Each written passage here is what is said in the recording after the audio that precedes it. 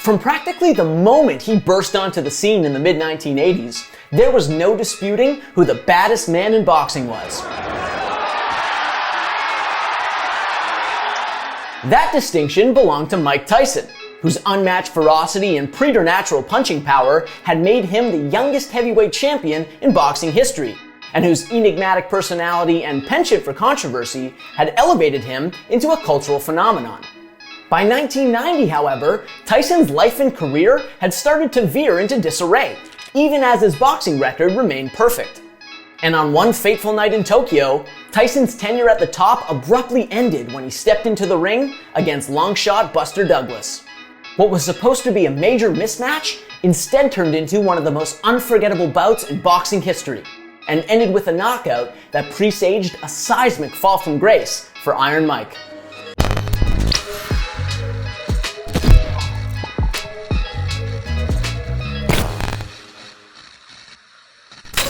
Long before he was a graying cameo machine and cultural punchline, Mike Tyson was a prodigy, a phenom who emerged from the hardscrabble streets of Brooklyn and turned himself into boxing's most captivating star since Muhammad Ali.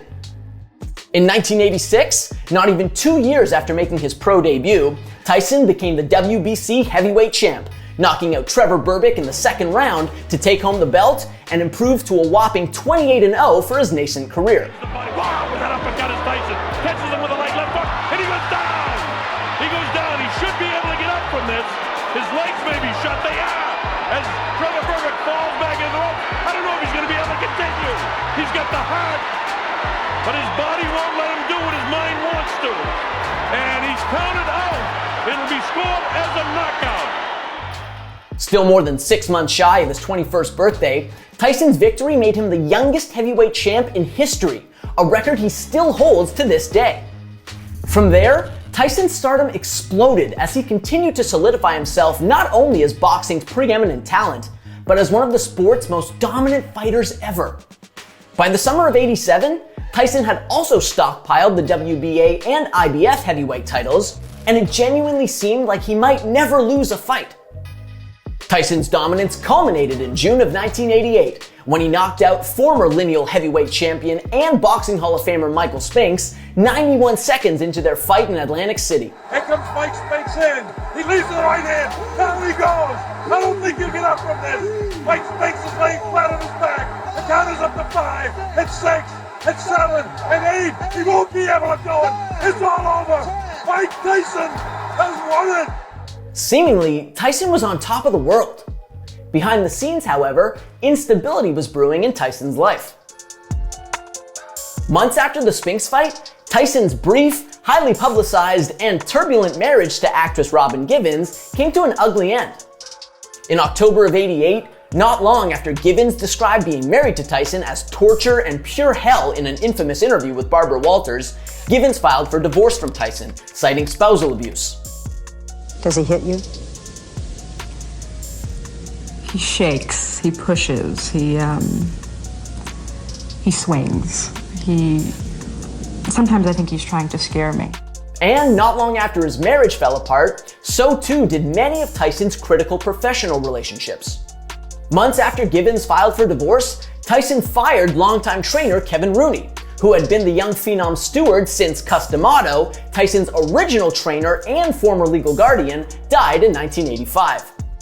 Tyson's decision to fire Rooney, who had allegedly made comments about Tyson's marriage that the champ didn't care for, followed his earlier decision to part ways with longtime co-manager Bill Cayton.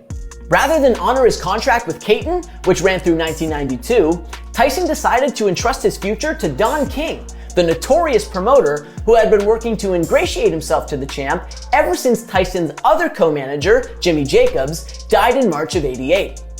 Ultimately, King succeeded, and within a year of the Spinks fight, Tyson's once trusted inner circle was gone.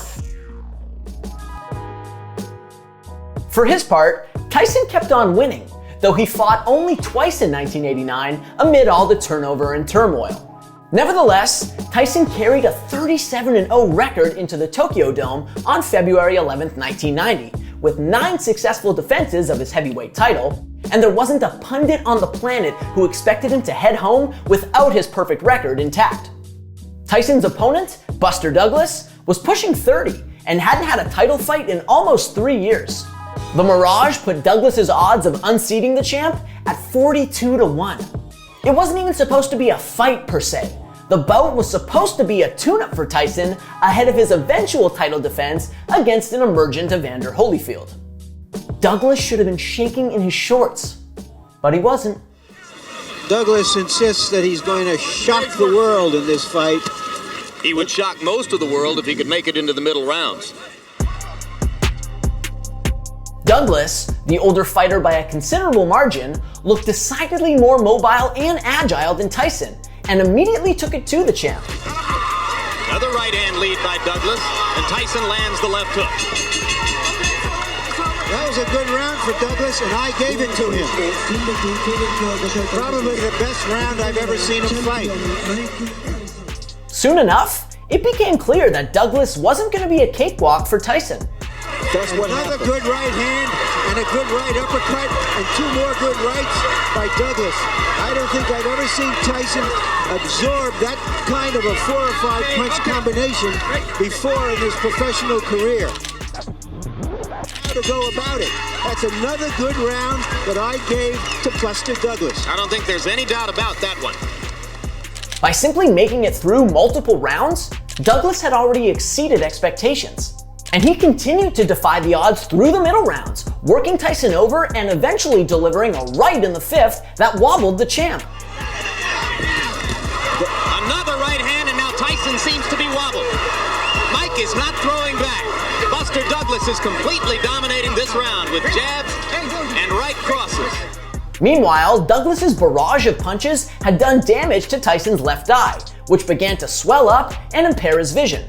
And Tyson's new cornermen were so ill-prepared and expected so little resistance from Douglas that they neglected to bring an end swell, a standard cornerman tool used to prevent swelling. As announcer Jim Lampley later put it, it was amateur hour in Tyson's corner, where his crew ultimately resorted to using a rubber glove filled with water to combat the swelling. Douglas was winning, unequivocally. But Tyson was the champ for a reason. He kept battling and surviving, and eventually sent Douglas to the canvas with a vicious uppercut late in the 8th round. Here he's against the ropes. I've never seen.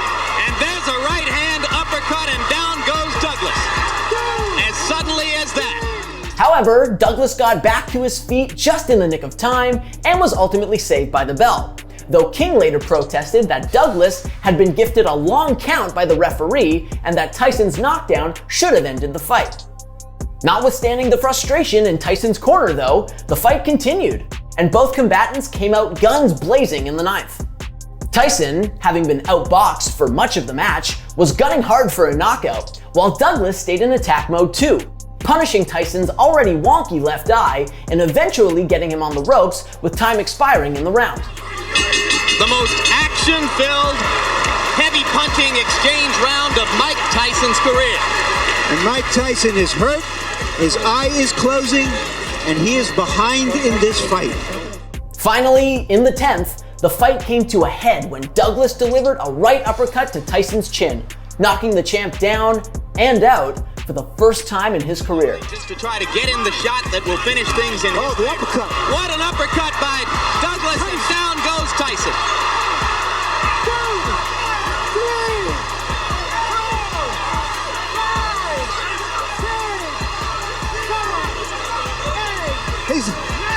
It's over. It's over. Mike Tyson has been knocked out. Unbelievable. Douglas had done the impossible. The 42-1 underdog had dethroned the champ. He'd knocked him out, in fact. Let's go ahead and call it the biggest upset in the history of heavyweight championship fights. Say it now, gentlemen. James Buster Douglas, undisputed heavyweight champion of the world. In the aftermath of that fight and its shocking outcome, Tyson's lack of preparedness, both mentally and physically, came under fire, with many attributing it to his questionable change in management. The ineptitude of his cornermen was also a hot topic in the wake of the fight, and the decision to axe Rooney in particular was widely identified as a critical contributor to Tyson's improbable defeat. Meanwhile, King formally protested the result, claiming that Douglas had been given a long count in the 8th, but he rescinded his protest within days. There was no use in fighting it. Iron Mike had been vanquished. His perfect record was no more. And in a sense, that loss, those humbling, fumbling 10 seconds on the canvas in Tokyo, marked the beginning of a rapid deterioration of Tyson's life and career. Although Tyson won each of his next 4 fights and was scheduled to square off for the heavyweight title with Holyfield, who had quickly taken the belt from Douglas, a rib injury scuttled that fight. Not that it would have happened anyway. Even though there was a change of champion this year in boxing, the biggest story by far did not take place in the ring. It took place in a courthouse in downtown Indianapolis, where the former heavyweight champion Mike Tyson lost the biggest fight of his life to a 108-pound opponent. Months before that fight was supposed to happen, in July of 1991, Tyson was arrested for the rape of 18-year-old Desiree Washington, who had met Tyson at the Miss Black America pageant in Indianapolis. Following a highly publicized trial that garnered international attention, Tyson was convicted and sentenced to 10 years in prison, though a judge eventually suspended the final 4 years of his sentence. Tyson, who maintained his innocence, ended up spending roughly 3 years behind bars before being released early in March of 1995. And Tyson, still shy of his 30th birthday, promptly resumed his boxing career. His second act started off promisingly too. Within a year and a half of being released from prison, Tyson had 4 more victories and no losses under his belt, and had reclaimed his WBC and WBA heavyweight titles with victories over Frank Bruno and Bruce Seldon, respectively. Ultimately, however, his second reign at the top was short-lived. After being stripped of his WBC title in 1996 for refusing to fight top contender Lennox Lewis, Tyson also lost his WBA crown months later in his long-awaited first bout against Holyfield. Although Tyson was expected to wipe the floor with Holyfield, who opened as a 25-1 underdog, it was Holyfield who prevailed, winning by TKO in the 11th round. He's gone to Holyfield. Holyfield continues to dig in. A left hook to the head. He's got Tyson in trouble. Tyson's ready to go. A straight right hand. The Topper stops the fight, and Holyfield has won. I can't believe what I'm seeing. It's the most unbelievable thing I've ever been privileged to witness. Never again would Tyson be the heavyweight champ, and his reputation would only further disintegrate from there. Months later, in a highly anticipated rematch against Holyfield, Tyson authored the most infamous moment of his career, plunging himself further into disgrace by biting off a chunk of Holyfield's ear and eventually getting himself disqualified from the fight.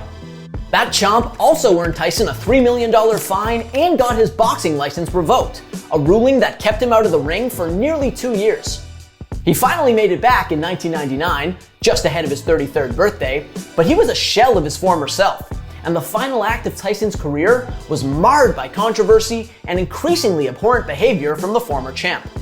In 1999, not long after returning to the ring, Tyson returned to prison, this time for assaulting a pair of motorists following a car accident.